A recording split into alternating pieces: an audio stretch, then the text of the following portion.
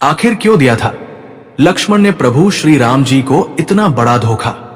दर्शक बंधु, क्या आपने कभी सुना है कि एक भाई जिसने जीवन भर अपने बड़े भाई की सेवा की, उसने ही एक दिन ऐसा कार्य कर दिया जिसे धोखा कहा गया? क्या आपने कभी कल्पना की है कि रामायण जैसे दिव्य ग्रंथ में जहां त्याग, प्रेम और भक्ति की मिसालें हैं, वहीं एक ऐसी घटना भी है जो श्रीराम जैसे मर्यादा पुरुषोत्तम के जीवन में सबसे पीड़ा देने वाली थी। और यह पीड़ा उन्हें दी किसी और ने नहीं, बल्कि उनके अपने छोटे भाई लक्ष्मण ने। लक्ष्मण, वही लक्ष्मण जिन्होंने वनवास में अपनी नींद त्याग दिया, जिन्होंने अपने प्राणों से अधिक राम को पूजा, जिनके लिए राम ही धर्म थे, सत्य थे, जीवन थे। तो फिर ऐसा क्या हुआ कि लक्ष्मण को अपने उसी भगवान जैसे भाई से विश्वासघात करना पड़ा? दोस्तों, ये कोई साधारण कथा नहीं है, ये उस एक निर्णय की बात है जिसमें लक्ष्मण को बना दिया इतिहास का सबसे बड़ा त्यागी और कुछ लोगों की नजरों में एक धोखेबाज भाई। तो क्या सच में लक्ष्मण ने श्री राम को धोखा दिया था, या फिर उस धोखे के पीछे छिपा था एक महान त्याग? चलिए जानते हैं वो अधूरी, अनसुनी और रहस्यमयी सच्चाई। दर्शक बंधु, साथ ही साथ हम सबसे पहले रामायण में श्री राम जी द्वारा दी गई उन 3 सीख को समझेंगे जिससे कोई भी मनुष्य अपने परिवार, अपने भाई के प्रति एक स्नेह महसूस करेगा और उनका जीवन खुशहाली में बीतेगा। तो चलिए कथा आरंभ करते हैं। लेकिन आगे बढ़ने से पहले आपको बता दें कि रामायण में स्पष्ट कहा गया है कि कथा हो या सीख, अगर बीच में छोड़ दिया जाता है तो वो पाप की श्रेणी में आता है। तो आपसे निवेदन है कि वीडियो को अंत तक पूरा देखें, और अगर आप एक सनातनी हैं तो वीडियो को लाइक करके चैनल को सब्सक्राइब जरूर कर लें। तो चलिए कथा शुरू करते हैं। बहुत पुराने समय की बात है, उदयपुर नामक एक नगर था जहां पर विक्रांत नाम का एक राजा राज्य करता था। वो राजा बहुत ही धर्मप्रिय, न्यायकारी और प्रजा की सेवा में लगा रहने वाला था। साधु संतों का वो बड़ा आदर करता था और अपने महल में हमेशा धार्मिक आयोजन करवाता रहता था। लेकिन वो शुरू से ऐसा नहीं था। जब से रानी उनके जीवन में आई थी, तभी से उसमें यह धार्मिक बदलाव आया। राजकुमारी चित्रा उस समय की सबसे सुंदर और गुणवान कन्याओं में से एक थी। उससे विवाह करने के लिए बहुत से राजा और राजकुमार इच्छुक थे, लेकिन चित्रा ने ठान लिया था कि वो अपने मन के अनुरूप ही विवाह करेगी। उसने अपने पिता अंबिकापुर के राजा देवदत्त को अपनी इच्छा बता दी थी। राजकुमारी चित्रा ने कहा कि वो उसी राजा से विवाह करेगी जो अहिंसा को अपनाए, जो ना मांस खाता हो, ना मदिरा पीता हो, जिसके राजमहल में यज्ञ हवन आदि होते रहते हैं और जहां स्त्रियों का कोई अपमान ना होता हो।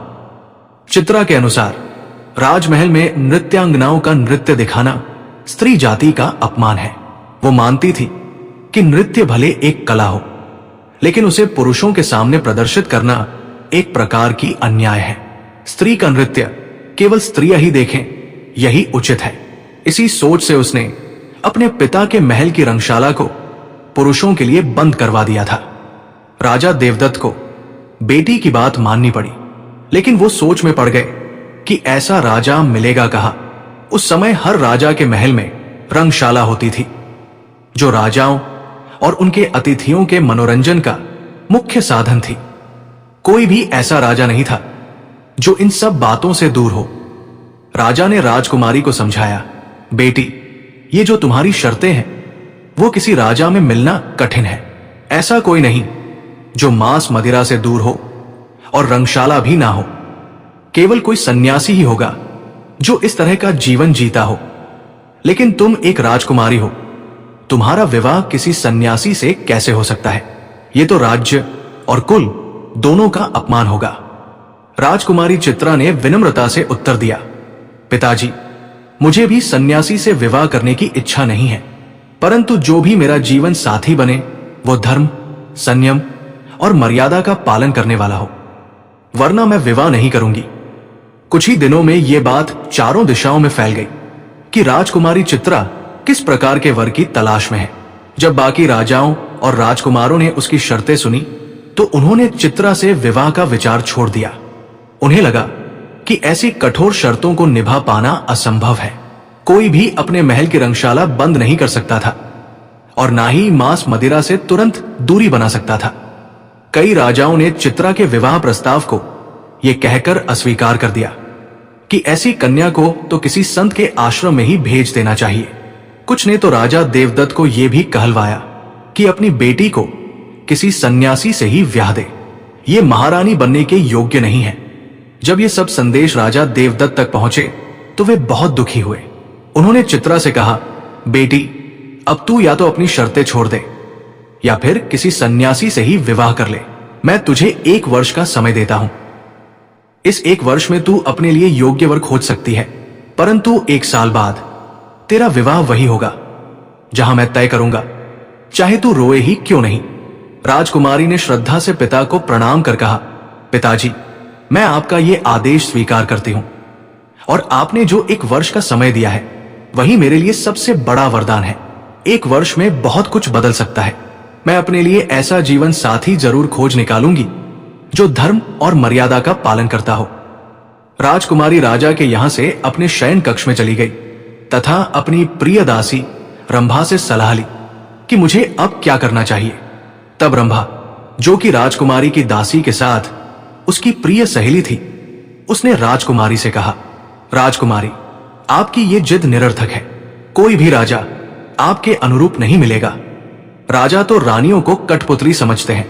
वे अपने इशारों पर रानियों को चलाते हैं। आप जो उनकी आंख की पुतली बनने का ख्वाब पाल ली हो, मुझे नहीं लगता कि आपके योग्य कोई राजकुमार या राजा है।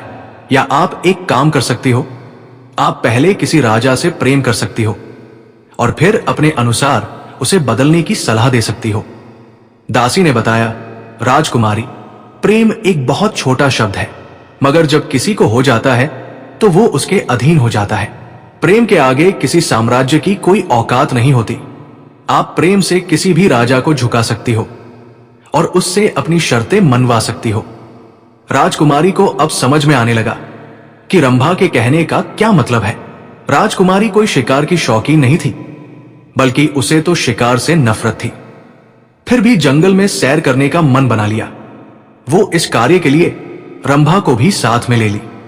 दोनों पड़ोस के राज्य उदयपुर के जंगल के लिए निकल गए। उदयपुर के राजा विक्रांत शिकार के बड़े शौकीन थे। वहां हर सप्ताह एक बार जंगल में शिकार के लिए जाया करते थे।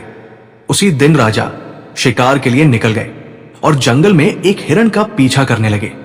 हिरण भागते हुए उस स्थान पर पहुंच गया जहां राजकुमारी चित्रा अपनी सहेली के साथ घूमने आई थी। हिरण राजकुमारी के पास से गुजर गया तो राजा राजकुमारी को देखकर ठिठक गया। हमारे राज्य के जंगल में ये राजकुमारी कौन हो सकती है? वो राजकुमारी से कुछ पूछता, इससे पहले ही राजकुमारी खुद बोल पड़ी, क्यों शिकारी, काहे मुख्य प्राणियों का शिकार करता है? क्या तुम्हें भगवान से जरा भी भय नहीं है जो उनकी बनाई चीज को मार रहा है? राजा शिकारी संबोधन सुनकर खिन्न हो गया और राजकुमारी से बोला, राजकुमारी, तुम्हें यह भी ज्ञान नहीं कि मैं इस क्षेत्र का राजा हूं। मैं अपने ही राज्य के अंदर अपने वन क्षेत्र में शिकार कर रहा हूं। राजकुमारी बोली, तुम्हारे शरीर पर कहीं नहीं लिखा है कि तुम एक राजा हो, बल्कि देखने से तुम एक शिकारी ही लगते हो। राजा बोला, राजकुमारी, तुम मेरा अपमान कर रही हो। मैं राजा विक्रांत हूं, इस राज्य का राजा, उदयपुर का राजा। तब राजकुमारी बोली, राजा का कर्तव्य क्या होता है आपको पता भी है? राजा का काम है हर प्राणी की रक्षा करना, अपनी प्रजा के सुख के लिए अपने सुख को त्याग कर देना। वही राजा कहलाने के अयोग्य होता है जो जीवों को मार दे, भगवान की बनाई सृष्टि का अपमान करे, उसमें अतिक्रमण करे, वो राजा हरगिज नहीं हो सकता। तभी राजकुमारी की सहेली बोली, राजकुमारी, आप इस झूठे तुच्छ शिकारी के मुंह क्यों लगती हो? चलो हम यहां से चले। राजा विक्रांत ने जब सुना कि यही राजकुमारी चित्रा है तो वो उसे गौर से देखने लगा। पिछले माह ही उसके दरबार में उसका संदेशवाहक आया था विवाह का प्रस्ताव लेकर, मगर राजा ने राजकुमारी की शर्तें सुनकर उससे विवाह से इनकार कर दिया था। राजा को इनकार करना ही था क्योंकि वह राजकुमारी की शर्तें पूरा कर ही नहीं कर सकता था। मगर जब राजा ने चित्रा को देखा तो उसके मन में एक चाहत जाग उठी। वो महल लौट आया और मगर अपने मन में एक तूफान लेकर वो रात भर चित्रा के ख्यालों में खोया रहा। उसके मन में उसे पाने की लालसा जाग गई थी, मगर चित्रा को पाना ऐसा था जैसे आकाश से तारे तोड़ लाना। राजा उसकी एक भी शर्त पर खरा नहीं उतर सकता था। राजा के मन में सुबह होते ही एक विचित्र भाव जागा, तो वो फिर से जंगल की ओर चल पड़ा। मगर आज उसका शिकार का तरीका बदल गया था। आज वो किसी जीव का नहीं, बल्कि एक पवित्र हृदय वाली राजकुमारी के प्रेम का शिकार करने निकला था। आज वो अपने अहंकार को छोड़ अपनी राज्यश्री को भी दांव पर लगाने को तैयार था। राजा जब जंगल में पहुंचा तो संयोग से राजकुमारी भी वहां आ गई थी। वो जानबूझकर राजा को छेड़ कर गई थी और अब वो ये देखने आई थी कि क्या राजा के हृदय में कोई भावना है या वो सिर्फ एक पत्थर है। यदि राजा के भीतर प्रेम है तो वो अवश्य आएगा, और यदि नहीं तो नहीं आएगा। परंतु राजकुमारी ने देखा कि राजा आ चुका है और आज उसकी दृष्टि किसी हिंसा पर नहीं है। उसकी दृष्टि आज प्रेम को खोज रही है। उसे अब प्रकृति से प्रेम हो गया था। चलते चलते राजा के पास आ गई, लेकिन उसकी ओर ध्यान नहीं दिया। तब राजा बोल उठा, राजकुमारी, आप मेरे वन में किस उद्देश्य से आई है? शायद आपको किसी की खोज है। राजकुमारी बोली, ये वन, ये पर्वत, ये झरने किसी के नहीं होते। ये सब प्रभु की बनाई सुंदर रचना है। ये उन सब के होते हैं जिनकी आंखों में इन्हें देखने की भावना हो, मगर हर कोई इनकी सुंदरता को पहचान नहीं पाता। राजा बोला, आपकी सुंदरता भी इस प्रकृति से कम नहीं, मगर आप किसी की आंखों में बसना ही नहीं चाहती। राजकुमारी बोली, यदि आंखों में सच्चाई और समर्पण हो तो सब कुछ संभव है, मगर उसके लिए त्याग की आवश्यकता होती है। और कोई शिकारी भला त्यागी कैसे हो सकता है? राजा बोला, राजकुमारी, मैंने कल से ही शिकार छोड़ने का निश्चय कर लिया है। अब जीवन में कभी भी शिकार नहीं करूंगा। राजकुमारी बोली, यह तो बहुत उत्तम निर्णय है, परंतु इतने छोटे निर्णय मेरी शर्तों को पूरा नहीं करते। मेरी कुल 10 शर्तें हैं, और जो उन्हें पूरा करेगा मैं स्वयं उसकी आंखों में बस जाऊंगी। राजा बोला, राजकुमारी, मैं आपकी हर शर्त को मानने को तैयार हूं। कृपया आप मुझे अपनी शर्तें बताएं। राजकुमारी बोली, आपको पहले ही मेरे संदेशवाहक ने सारी शर्तें सुनाई थी। अब आप उनका पालन करें। 1 माह बाद हम फिर यहीं मिलेंगे। यदि मुझे लगा कि आपने मेरी हर बात को अपनाया है और आप मेरे मार्ग पर चलने लगे हैं, तो हम दोनों एक ही राह के साथी बन जाएंगे। तब मैं आपके साथ जीवन बिताना स्वीकार करूंगी। राजा राजकुमारी का यह निर्णय सुनकर अत्यंत प्रसन्न हुआ। वो अपने महल लौटा और वहीं सबके सामने अपना निर्णय सुनाया कि आज से महल की रंगशाला में स्त्रियों और पुरुषों के कार्यक्रम अलग अलग होंगे। अब कोई भी राजमहल में मदिरा का सेवन नहीं करेगा। राजमहल की रसोई में केवल सात्विक भोजन बनेगा। दरबार में आने वाला कोई भी याचक खाली हाथ नहीं जाएगा। साधु संत, विद्वान, ब्राह्मण संत सम्मान पाएंगे। हर समय दरबार में भजन कीर्तन और पूजन होंगे। सबको प्रतिदिन प्रातः और संध्या आरती में भाग लेना होगा। रंगशाला में जो भी कार्यक्रम होंगे वे धार्मिक होंगे। अब राजमहल में केवल धर्म और भक्ति का कार्य होगा। राजा एक दिन में इतना बदल गया, ये देखकर सभी आश्चर्य में पड़ गए। इस प्रकार 1 माह बीत गया। 1 माह बाद राजा जंगल में राजकुमारी से मिलने पहुंचा। राजकुमारी भी वचन के अनुसार वहां उपस्थित थी। उसने अपने गुप्तचरों से यह पता लगवा लिया था कि राजा 1 माह से नित्य नियमों का पालन कर रहा है। वो मन ही मन अब निश्चय कर चुकी थी कि अब उसका विवाह राजा विक्रांत से ही होगा। जैसे ही दोनों का जंगल में मिलन हुआ, राजकुमारी बोली, राजन, आप मुझे अब अत्यंत प्रिय हो गए हैं, मगर हमारे विवाह में एक और विधि की आवश्यकता है। मैं स्वयं आपसे विवाह नहीं कर सकती। आपको मेरे पिता के पास चलकर मेरा हाथ मांगना होगा।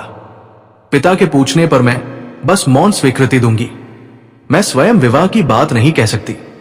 राजा बोला, यह तो अत्यंत उत्तम बात है।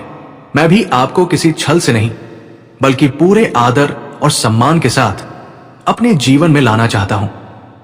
राजा विक्रांत राजा देवदत्त के राजमहल गया और उनके सामने राजकुमारी चित्रा का हाथ मांग लिया। राजा देवदत्त बोले, राजा विक्रांत, मेरी पुत्री की शर्तें कठिन है।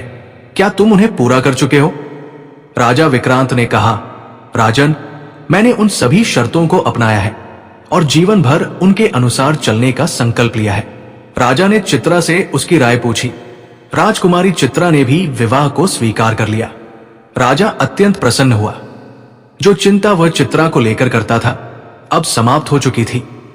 राजा विक्रांत राजकुमारी चित्रा को अपनी रानी बनाकर उदयपुर महल ले आया। रानी चित्रा अत्यंत धर्मपरायण और दयालु थी।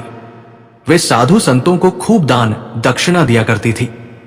महल में आते ही उन्होंने राजा से अनुमति लेकर अनेक धार्मिक कार्यों में अपने आप को समर्पित कर दिया। राजा और रानी अब एक साथ भक्तिभाव से जीवन जीने लगे। इस तरह उनके साथ रहते रहते कई साल बीत गए। एक दिन रानी ने एक सुंदर कन्या को जन्म दिया। रानी ने बेटी का नाम दर्पण रखा।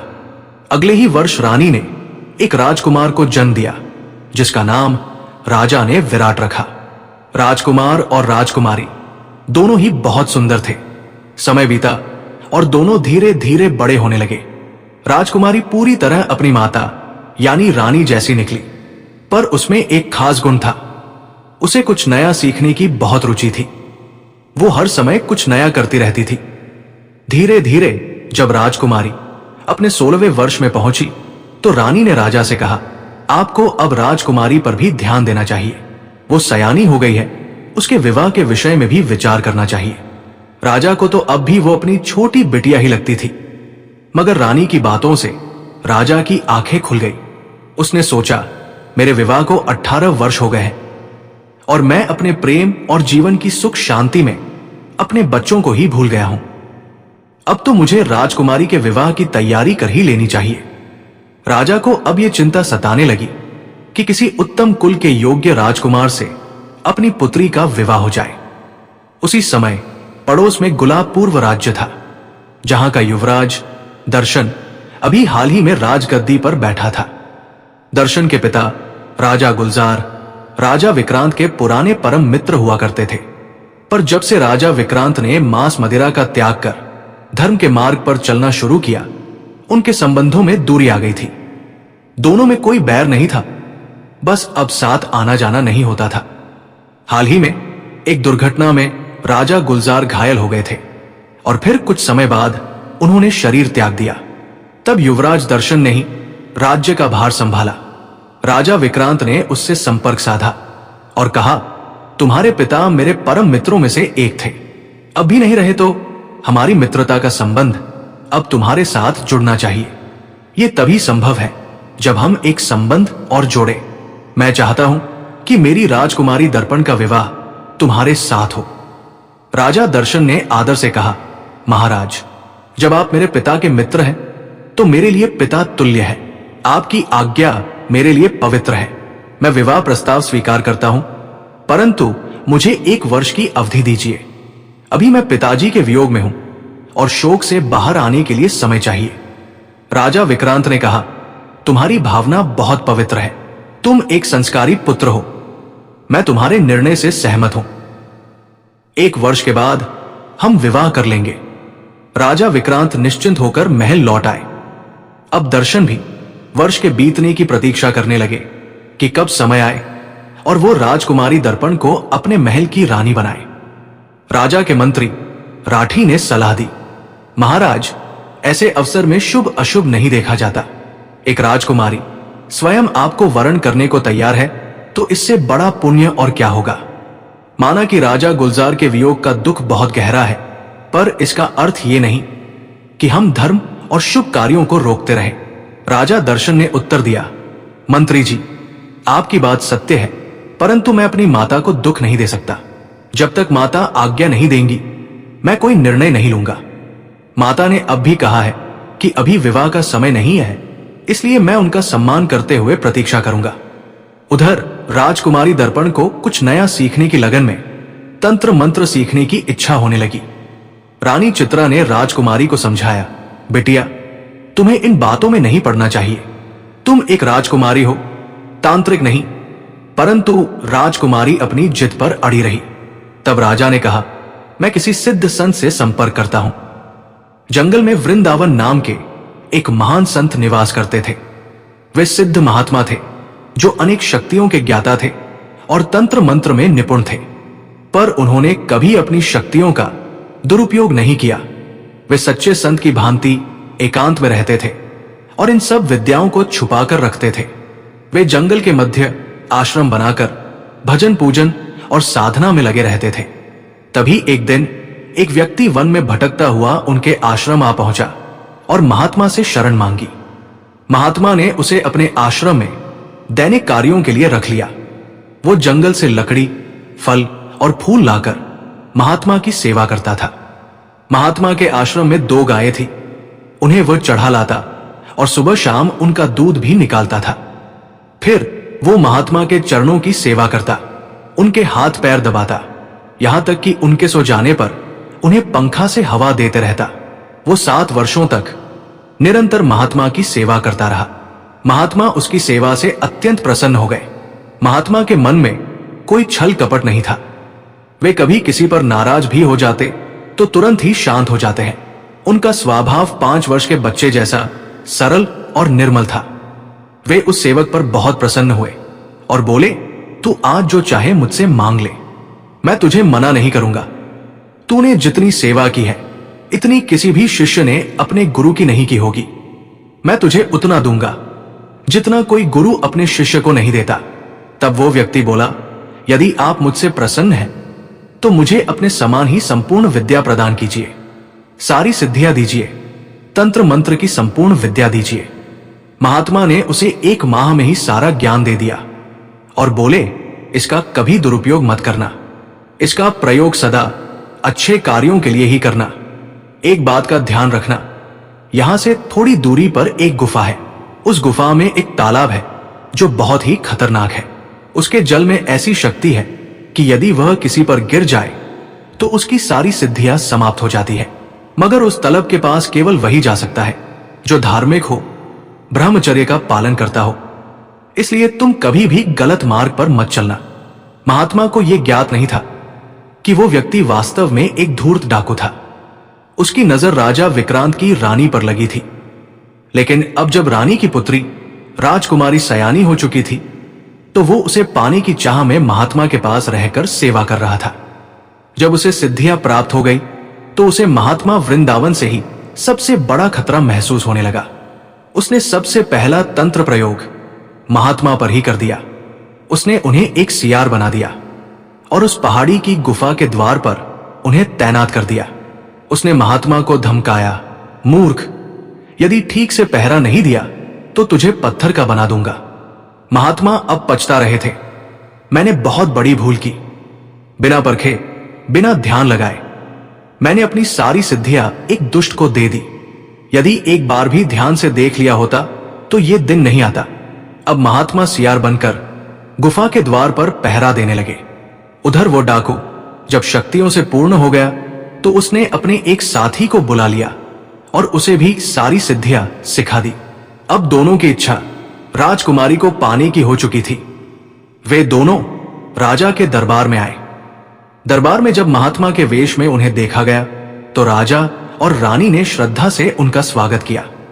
राजकुमारी दर्पण को जब यह पता चला कि दोनों साधु तंत्र मंत्र के विद्वान हैं तो वो उनके प्रति आकर्षित हो गई और उनसे कुछ मंत्र सीखने की इच्छा प्रकट की। राजा ने भी राजकुमारी को तंत्र मंत्र सीखने की अनुमति दे दी। साधुओं ने भी राजकुमारी को मंत्र की दीक्षा देने की स्वीकृति दे दी। राजा चाहते थे कि साधु महल में ही राजकुमारी को शिक्षा दे, परंतु साधुओं ने महल में शिक्षा देने से असमर्थता जताई। वे राजा से बोले, राजन, आप चिंता ना करें, राजकुमारी आपकी ही नहीं हमारी भी पुत्री के समान है, उसे हमारे आश्रम में कोई कष्ट नहीं होगा। तब राजा ने भी अनुमति दे दी कि राजकुमारी आश्रम जाकर तंत्र मंत्र की विद्या ग्रहण करे। साधु राजकुमारी को अपने आश्रम में बुला लिए। राजकुमारी को तंत्र और मंत्र सीखने की बहुत गहरी जिज्ञासा थी। वो दूसरे दिन वो जंगल में बने साधु के आश्रम में पहुंच गई।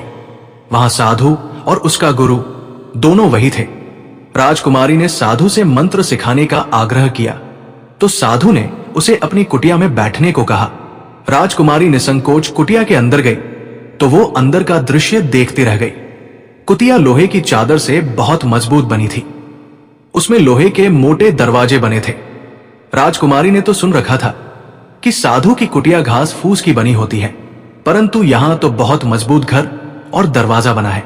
इसके अंदर तो हर सुख सुविधा की चीजें हैं। इसके अंदर ही एक जादू का महल तैयार है, जिसमें स्नानागार से लेकर अक्षय भोजनालय और बहुत सुंदर शयन कक्ष है। राजकुमारी अभी सोच ही रही थी कि दरवाजा अपने आप बंद हो गया। राजकुमारी ये देख काफी घबरा गई। उधर दोनों साधु बाहर झगड़ने लगे कि राजकुमारी मेरी पसंद की है और इससे मैं विवाह करूंगा। तब चेला बोला कि देखो सरदार, तुम राजकुमारी की मां को पसंद करते थे, तो फिर राजकुमारी को कैसे पसंद करने लगे? ये तो अनैतिक होगा। तुम अब बेटी दोनों को एक साथ नहीं पा सकते। तुम रानी को अपनी पत्नी बनाओ, मैं तो राजकुमारी को ही पत्नी बनाऊंगा। तब साधु भेष धारी डाकू बोला, ससुरे, यहां कोई तुम्हारी दादी का डाला नहीं है कि जो मर्जी में आ जाए वही करने लगोगे। चेला बोला कि दालान तो आपकी दादी का भी नहीं है। साधु भेष धारी डाकू बोला, साले, तुझे जादूगरी मैं सिखाया हूं और तू आज तक मेरे को गुरु दक्षिणा भी नहीं दिया। आज तो राजकुमारी को ही गुरु दक्षिणा में मान रहा हूं और उससे विवाह करूंगा। उधर राजकुमारी डाकू की जाल को समझ गई थी। वो ये भी समझ गई कि अब ये दोनों मुझसे विवाह करने के लिए लड़ रहे हैं। मेरी तो मति मारी गई थी कि तंत्र मंत्र के चक्कर में पड़ गई। मुझे तंत्र मंत्र की क्या जरूरत थी? राजकुमारी समझ गई कि यह मजबूत घर अवश्य ही है, पर घर तो जादू से इन पाखंडी साधुओं ने बनाया है। इनकी नीयत कहीं से भी साफ नहीं है। उधर घर से बाहर दोनों साधु राजकुमारी से विवाह के लिए लड़ रहे थे। साधु भेष धारी डाकू ने जब देखा कि चेला किसी कीमत पर राजकुमारी को उसे नहीं सौंपने वाला, तो उसने सोच लिया कि राजकुमारी हमारी नहीं बनी तो तुम्हारी भी नहीं बनेगी। उसने अपने जादू से उस कुतिया को ही बांध दिया और बोला, चेला, जिस राजकुमारी के लिए तूने मेरा दिल तोड़ा है, तो तुम राजकुमारी को छूते ही पत्थर में बदल जाओगे। चेला बुरा फंसते ही गुरु को मान मनवल करने लगा, परंतु गुरु माना नहीं। वो वहां से चला गया। चेला साधु डर के मारे कुतिया को हाथ नहीं लगाया। उसे डर था कि वो पत्थर में बदल जाएगा, तो वो उसी तरह राजकुमारी को जादू महल में छोड़कर वो भी वहां से चला गया। पहले तो दोनों डाकू थे, उसे बहुत मेहनत कर किसी का धन लूटना पड़ता था, मगर अब उसने दिमाग दौड़ाया कि अब तो मैं महात्मा बन चुका हूं और तंत्र मंत्र का ज्ञाता भी हो गया हूं, तो चलकर किसी राजा को ही मैं लूटता हूं। यह नियम है कि मनुष्य के अंदर का संस्कार जल्दी नहीं छूटता। साधु का भेष धारण करने के बाद भी डाकू के बुरे संस्कार नहीं छूट रहे थे, तो साधु बना डाकू राज दरबार पहुंच गया। राजा दर्शन साधुओं का बहुत सम्मान करता था। उसने उस साधु को निवेदन कर 3 दिन तक राज दरबार में ठहरने का अनुरोध किया, तो साधु ने सहर्ष राजा का निवेदन स्वीकार कर लिया। राजा ने महल में शाही खजाने के पास वाला कमरा साधु को विश्राम को दे दिया, तो साधु अपने कमरे में विश्राम करने लगा, मगर उसे विश्राम तो करना नहीं था। वो तो ज्यादा से ज्यादा संपत्ति लूट ले जाने की फिराक में था। उधर राजा को रोज रात में आदत थी कि वो अपने महल की निगरानी स्वयं करता था। वो पहरेदारों पर विशेष ध्यान देता था। उसकी दृष्टि ठहरे हुए मेहमानों पर भी रहती थी। राजा ने देखा कि साधु अपने शयन कक्ष से निकलकर खजाने की ओर जा रहा है। राजा को यह देखकर जिज्ञासा हुई, तो उसने साधु का पीछा किया, परंतु जब साधु की हरकत देखी तो वो हैरान रह गया। साधु खजाने से स्वर्ण मुद्राएं निकाल निकाल कर अपनी झोली में भर रहा था। राजा ने सोचा, ये तो साधु के वेश में लुटेरा है, ये साधु बनकर लूटने आया है। तो उसने साधु को ललकारा, तुमने खजाने तक आने की ये दुस्साहस कैसे की? अब साधु के मुख से कोई शब्द नहीं निकले। उसने देख लिया कि राजा ने उसकी चोरी देख ली है, तो वो डर गया। उसने सोचा, शायद राजा अब मुझे कारागार में डाल देगा। इससे पहले कि वो मुझे पकड़वाए, मैं इसे सबक सिखाता हूं। उसने तुरंत तंत्र का प्रयोग कर राजा दर्शन को अपने रूप में बदल दिया और स्वयं राजा का रूप धारण कर लिया। वो राजा से बोला, सुन रे, तू बहुत चालाक बनता है। अरे मैं थोड़ी बहुत धनराशि ले लेता तो क्या होता, पर अब मैं तेरे खजाने को दोनों हाथों से लूटूंगा और तू देखता रह जाएगा। फिर वो बोला, तुझे एक अवसर देता हूं, जल्दी से ये महल छोड़कर चला जा, वरना जीवन भर जेल में सड़ता रहेगा। राजा ने सब कुछ पहले ही समझ लिया था। वो सोचने लगा, ये व्यक्ति केवल लुटेरा नहीं, ये तांत्रिक भी है। राजा ने मन ही मन विचार किया, इसे हराने के लिए पहले मुझे ये महल छोड़ना ही होगा। राजा महल से बाहर चला गया। अब उसका स्वरूप बदलकर एक साधु जैसा हो गया था। राजा दर्शन जादू का उपाय खोजने के लिए साधुओं से संपर्क करता रहा, परंतु उसे कोई सफलता नहीं मिली। अंततः वो जंगल में ही डेरा डालकर रहने लगा और ईश्वर से प्रार्थना करता हुआ सही साधु की खोज में लग गया जो उस जादू का निवारण कर सके। राजा यूं ही जंगल में टहलता हुआ जा रहा था कि संयोगवश उसे वही साधु मिल गया जो उस साधु वेशी तांत्रिक का गुरु था और एक कुख्यात डाकू था। राजा ने उस साधु से अपना दुख साझा किया और कहा, मैं एक राजा हूं, परंतु एक कपटी साधु ने मेरा राज्य और स्वरूप छीन लिया है। कृपया उपाय बताइए जिससे मैं अपना राज्य वापस पा सकूं। साधु, जो पहले से अपने चेले से नाराज था और राजकुमारी को पाने की इच्छा रखता था, उसने राजा से कहा, मैं तुम्हारी सहायता कर सकता हूं, पर मेरी एक शर्त है। इस जंगल में एक जादुई कुटिया में एक राजकुमारी बंद है। राजा ने विनम्रता से कहा, मैं केवल स्नान के लिए जा रहा हूं। सियार बोला, आप जा सकते हैं, परंतु जल लाने का प्रयास मत करना। राजा ने कहा, मैं तो कोई पात्र भी नहीं लाया हूं, तो जल कैसे ले जाऊंगा। सियार को विश्वास हो गया कि राजा केवल स्नान के लिए ही जा रहा है। तब उसने राजा को जाने की अनुमति दे दी। राजा ने सियार को 100 लड्डू अर्पण किए और गुफा के पार चला गया। राजा ने देखा कि वहां एक बहुत विशाल झील थी जिसका जल काले रंग का था। राजा ने उस झील में श्रद्धा से स्नान किया। स्नान करते ही वो अपने असली स्वरूप में आ गया। उधर दरबार में बैठा हुआ साधु उसी समय राजा से साधु के रूप में बदल गया। उस समय राज दरबार चल रहा था। राजा दर्शन के प्रिय मंत्री भी दरबार में उपस्थित थे। उन्हें पहले से शंका थी कि ये हमारे असली राजा नहीं है, किसी प्रकार का कोई धोखा हुआ है। और जैसे ही उन्होंने देखा कि सामने ही राजा का रूप साधु में बदल गया, तो पूरा दरबार आश्चर्यचकित रह गया। सभी दरबारियों ने उस साधु को पकड़कर खूब मारा पीटा और उससे सच्चाई जाननी चाहिए। साधु ने कबूल किया, मैं एक छलिया राजा हूं। मैंने तंत्र विद्या से राजा का रूप चुराया था और खुद राजा बनकर राजमहल में बैठ गया। लेकिन राजा ने अपनी बुद्धि और बल से मेरे सारे जादू को समाप्त कर दिया। अब वो अपने असली रूप में वापस आ गया है। मंत्री ने उस पाखंडी साधु को पकड़कर कारागार में डाल दिया। उस पर कोई दया नहीं की गई। मंत्री बोला, यदि हमारे सच्चे राजा 2 दिनों में वापस नहीं आए तो तुझे खौलते तेल में डालकर दंड दिया जाएगा। उधर राजा जब झील में स्नान करके निकलने लगे तो उन्होंने वहां एक घड़ा देखा। राजा के पास जल भरने का कोई पात्र नहीं था, जिससे वो चिंतित हो गए। राजा का अपना कार्य तो पूर्ण हो चुका था, लेकिन उन्हें महात्मा से किया हुआ वादा भी निभाना था। तभी राजा ने देखा कि वहां एक पीतल का चमकता हुआ घड़ा अपने आप प्रकट हो गया है। आश्चर्य की बात यह थी कि वो घड़ा मनुष्यों की तरह बोलने लगा। घड़े ने राजा से कहा, राजन, मैं विशेष रूप से आपके लिए प्रकट हुआ हूं।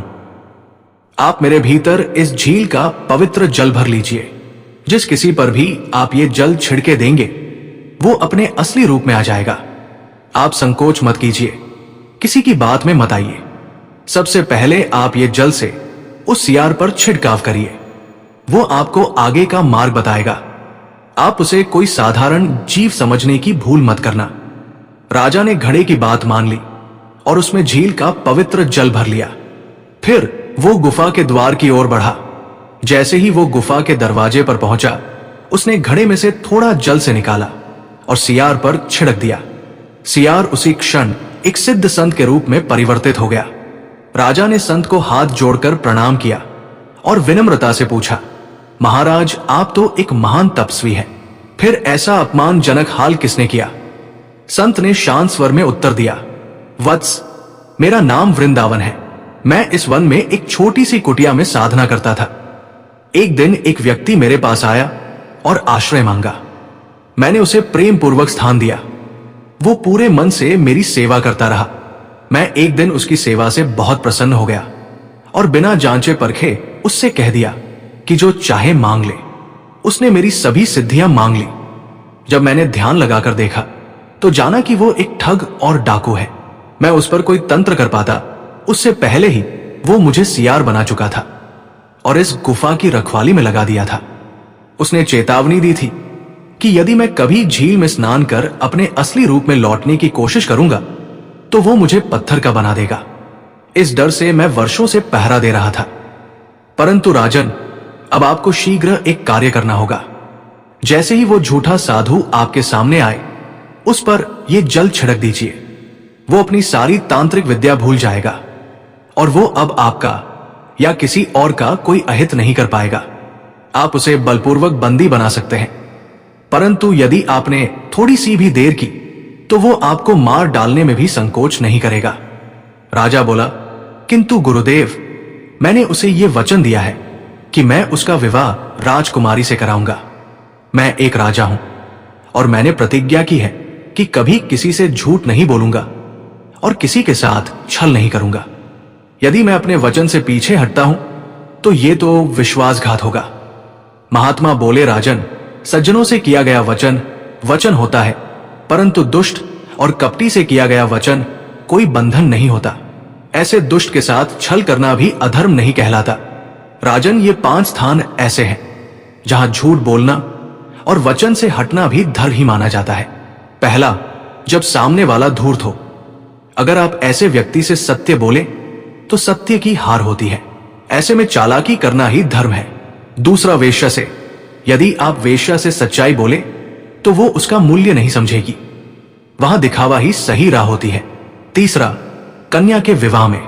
यदि आप कन्या के दोषों को सबके सामने उजागर करें तो उसका विवाह ही नहीं हो पाएगा। वहां झूठ बोलकर उसका घर बसाना पुण्य माना जाता है। चौथा, जब अपने प्राण संकट में हो। ऐसे समय झूठ बोलकर भी अपनी जान बचाना धर्म है। पांचवा, जब किसी और के प्राण संकट में हो। यदि आपके झूठ से किसी की जान बच जाए तो वो झूठ अश्वमेघ यज्ञ जितना पुण्य देता है। ऐसे समय बोले गए झूठ को पाप नहीं कहा जाता और वो पापी साधु ने तो ना जाने कितने राजाओं को धोखा देकर पीड़ा दी है। वो राजकुमारी जिसे उसने जादुई कुटिया में बंद कर रखा है वो कोई और नहीं बल्कि राजा विक्रांत की पुत्री और तुम्हारी होने वाली धर्म पत्नी है। विधाता ने उसे तुम्हारे लिए ही बनाया है, तो क्या तुम अपनी होने वाली पत्नी को किसी और पापी साधु को सौंप दोगे? तुम उस साधु पर कोई दया मत करना, नहीं तो तुम स्वयं ही संकट में पड़ जाओगे। जैसे ही वो साधु तुम्हारे सामने आए तो उस पर जल छिड़क देना और उसे बंदी बना लेना। राजा ने जब सुना कि वो साधु उसी की होने वाली पत्नी को बंदी बना चुका है तो वो क्रोध में भर उठा। राजा आग बबूला हो गया। वो क्रोध से साधु के वेश में छिपे डाकू के पास पहुंचा और बिना समय गवाए उस पर जल छिड़क दिया। जैसे ही जल पड़ा वो डाकू शक्तिहीन हो गया।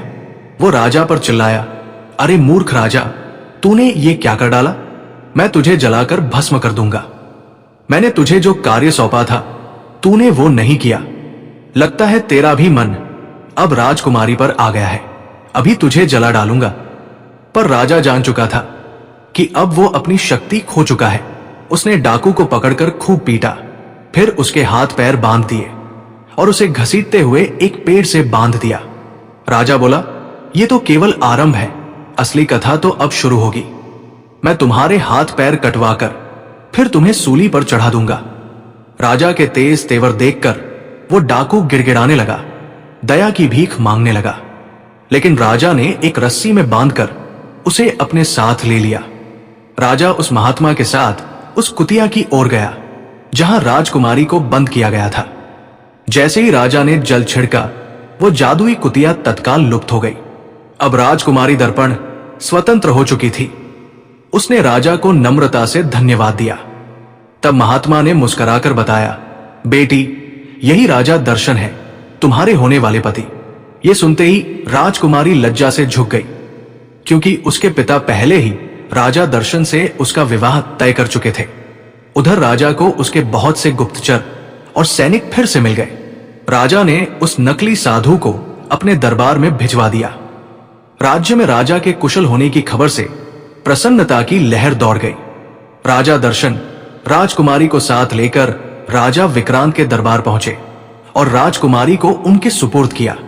राजा विक्रांत राजा दर्शन को देखकर बहुत प्रसन्न हुए और बोले, ये राजकुमारी अब आपकी अमानत है, आप इसे प्रेम पूर्वक स्वीकार करें। मैं अब इसे आपके सुपर्द करता हूं। मैं तो इसकी वापसी की आशा भी छोड़ चुका था, क्योंकि वे जादूगर मेरे सैनिकों को जानवर बना रहे थे। परंतु आपने ना केवल उन दोनों को शक्तिहीन किया, बल्कि उन्हें बंदी बना लिया। आप जैसे धर्मपरायण राजा दूसरा कोई नहीं है। इस प्रकार राजा दर्शन ने राजकुमारी से विवाह की और अपने राजमहल लौट आए। दोनों कपटी साधुओं को कड़ी सजा दी गई। उनसे पूछा गया कि उन्होंने जिन जिन राजाओं से धोखा करके धन लूटा है वो कहां छिपाया है।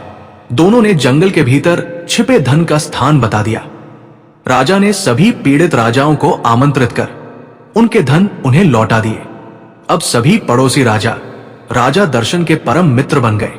राजा ने दोनों धोखेबाजों को सूली पर लटका दिया। राजकुमारी दर्पण अब रानी बनकर महल में रहने लगी। दर्शक बंधु, इस कथा के माध्यम से हम उन 3 सीख को जानेंगे जो प्रभु श्री राम ने रामायण में बताई थी। तो चलिए जानते हैं पहली सीख। वचन का पालन सबसे बड़ा धर्म है, प्राण जाए पर वचन ना जाए। श्री राम ने अपने पिता दशरथ को दिया हुआ वनवास का वचन निभाया, भले ही उन्हें राजपाट छोड़ना पड़ा। राजा दर्शन ने भी जब कपटी साधु से विवाह का वादा कर लिया तो वो अंत तक उस वचन को निभाने के विषय में चिंतित रहे। ये श्री राम के आदर्श वचन पालन की झलक देता है। दूसरी सीख, धर्म के साथ कभी समझौता नहीं करना चाहिए। जहां अधर्म बढ़ता है वहां धर्म का संहार आवश्यक है। श्री राम ने रावण जैसे विद्वान ब्राह्मण को भी इसलिए मारा क्योंकि वो अधर्मी था। राजा ने यह समझते हुए कि कपटी साधु के साथ किया गया वादा अनर्थ है, उसका अंत किया और धर्म की रक्षा की। तीसरी सीख, सच्चे राजा का धर्म है प्रजा की रक्षा और न्याय की स्थापना। राजा वही जो धर्म से राज्य चलाए और प्रजा के कष्ट में स्वयं को उत्तरदायी समझे। श्री राम ने एक आदर्श राजा के रूप में प्रजा की भलाई के लिए सीता जी तक को छोड़ दिया। राजा दर्शन ने न केवल अपनी खोई हुई प्रतिष्ठा वापस पाई, बल्कि दूसरे राजाओं का धन भी लौटाकर धर्म और न्याय की पुनः स्थापना की। दर्शक बंधु, अभी कथा यही खत्म नहीं होती। अभी हम ये भी जानेंगे कि आखिर क्यों लक्ष्मण ने रामायण में श्री राम को दिया था इतना बड़ा धोखा। दर्शक बंधु, जब भी श्री राम की बात होती है तो स्वाभाविक रूप से लक्ष्मण का नाम उनके साथ जुड़ जाता है। जैसे दीपक के साथ बाती, जैसे चंद्रमा के साथ उसकी चांदनी, वैसे ही राम के साथ लक्ष्मण। रामायण में अनेक पात्र हैं, हनुमान, भरत, शत्रुघ्न, सीता, लेकिन लक्ष्मण की भक्ति, सेवा और त्याग का जो स्वरूप है वो अनूठा है। क्या आप जानते हैं कि लक्ष्मण जी ने 14 वर्षों तक न सिर्फ अपने सुख का बल्कि नींद, भोजन और हर भौतिक इच्छाओं का त्याग कर दिया था। क्या आपको यह भी पता है कि अंत में एक ऐसी घटना हुई कि भगवान श्री राम को स्वयं अपने प्राणों से प्रिय भाई लक्ष्मण को मृत्युदंड देने का निर्णय लेना पड़ा, क्योंकि लक्ष्मण ने उन्हें धोखा दिया था। जब भगवान श्री राम को 14 वर्षों का वनवास मिला तो लक्ष्मण ने कहा, भैया जहां आप रहेंगे वहीं मैं रहूंगा, मेरा जीवन आपके बिना अधूरा है।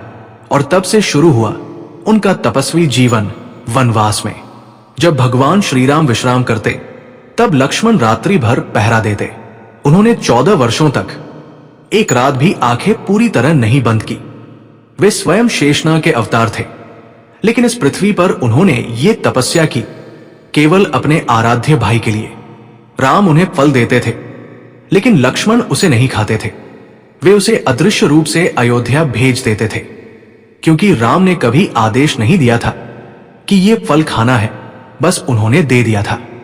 यह त्याग और तप प्रकट हुआ जब अयोध्या लौटने पर गुरु वशिष्ठ ने सभा में बताया कि लक्ष्मण ने 14 वर्षों से कुछ नहीं खाया।